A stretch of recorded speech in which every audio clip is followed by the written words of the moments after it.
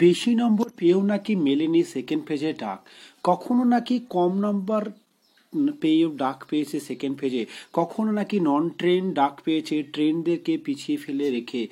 তাই আপারে চলেছে কেসের ধামাকা। কখনো কেস ফাইল হয়ে গেছে বা সামনে সপ্তাহে একের পর এক কেস ফাইল হতে চলেছে আপারে। এর ফলে কি থমকে যাবে আপারের ফর্মুলা বা কি, তাই নিয়ে আজকে আলোচনা করে চলেছে আমি IK. You watching IK study class. আপনি যদি আমাদের চ্যানেলটি নতুন হন অবশ্যই সাবস্ক্রাইব করবেন, কারণ পরবর্তীকালে আপডেট নিউজ পেতে গেলে কিন্তু আমার এই চ্যানেলটিকে আপনার সাহায্য হতে পারে। অবশ্যই আপনি যদি একটি লাইক করে রাখেন তাহলে কিন্তু আমি এতে উৎসাহ বেশি মনে করব। আজকের এই বিষয়টি আলোচনা করার আগে আপনাদেরকে বলতে চাই, কেস করার জন্য শুরু হয়ে গেছে প্রিপারেশন। কেমন করে কেস করবে তারা কিন্তু একটা বড় সড়ো প্রিপারেশন নিয়েছে। শোনা যাচ্ছে যে সব সাবজেক্ট মিলে একটা কেস হতে পারে, অর্থাৎ সেই সাবজেক্ট যারা পিটিশনার থাকবেন প্রত্যেক সাবজেক্টটা থেকে একটা করে পিটিশনার থাকবেন। এর ফলে একজন বিচারপতি হবেন। সেই বিচারপতি একজন হলে তাদের সমস্যাগুলো মেটাতে বা সমস্যাগুলো করতে তাদের কিন্তু সুবিধা হবে। অন্যদিকে তারা স্টে অর্ডারের জন্য আবেদন করবেন। তাহলে বোঝা যাচ্ছে যে প্রথম সব সাবজেক্টের একটা করে পিটিশনার থাকবেন। তারা প্রথমে কিন্তু স্টে অর্ডারে আবেদন করবেন। এরপরে তারা তুলে ধরবেন কিভাবে গেজেট ভায়োলেট করা হয়েছে, কিভাবে টেস্ট ফর্ম বিকৃত করা হয়েছে, কেন পিডিএফ লিস্ট দেওয়া হয়নি, কেন আপডেট সিট ভ্যাকান্সি হয়নি, বা কিছু দুর্নীতির প্রমাণ সহ, কখনো ভিডিও পিডিএফ আকারে, কখনো ছবি সহ তারা কিন্তু তুলতে চলেছেন। সোমবারই শেষ হচ্ছে upper primary second phase verification, আর ঠিক তারপরেই কিন্তু দ্বারস্থ হবেন। তবে এর মাঝখানে কিন্তু কয়েকজন প্রার্থী কিন্তু অলরেডি আপারের হাইকোর্টে দ্বারস্থ হয়ে গেছে। আজকের সেই ডকুমেন্টসটা আমি পড়ে দেখি।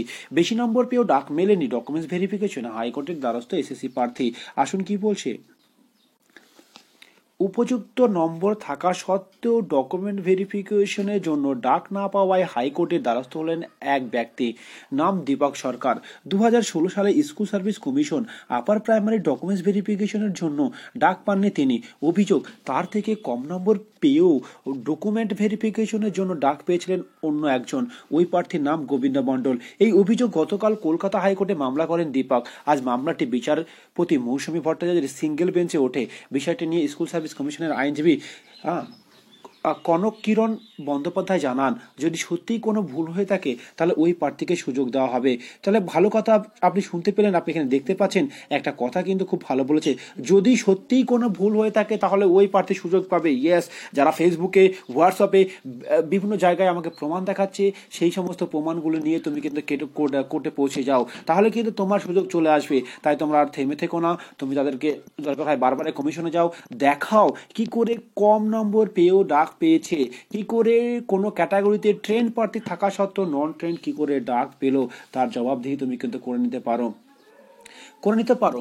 মামলাকারীর আইনজীবী সৌম্য মজুমদার এবং অনিন্দ বসু বলেন, দীপক সরকার ভূগোলের হবু শিক্ষক। তার টেট পরীক্ষার নম্বর, শিক্ষাগত যোগ্যতার ভিত্তিতে প্রাপ্ত নম্বর সব মিলিয়ে দেখা গেছে তিনি 76.9 পেয়েছেন, 76.92 পেয়েছেন, কিন্তু ডকুমেন্ট ভেরিফিকেশনের জন্য তাকে ডাকা হয়নি। অন্যদিকে গোবিন্দের প্রাপ্ত নাম্বার 76.2 হওয়া সত্ত্বেও তিনি ডাক পেয়েছেন। দুজনেই এসসি ক্যাটাগরির প্রার্থী।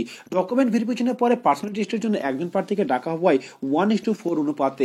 তাহলে কিন্তু আমরা পিওর সায়েন্সে দেখেছি এমন কিছু ঘটেছে, এমনকি ওবিসি ডাকা হয়নি।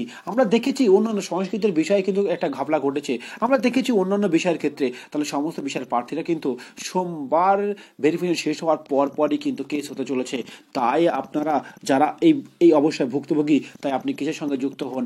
আজ মামলাটি বিচারপতি মৌসুমী ভট্টাচার্যের সিঙ্গেল বেঞ্চে ওঠে। বিচারপতি আগামী 13 মার্চের মধ্যে রিপোর্ট পেশ করতে নির্দেশ দিয়েছেন স্কুল সার্ভিস কমিশনে।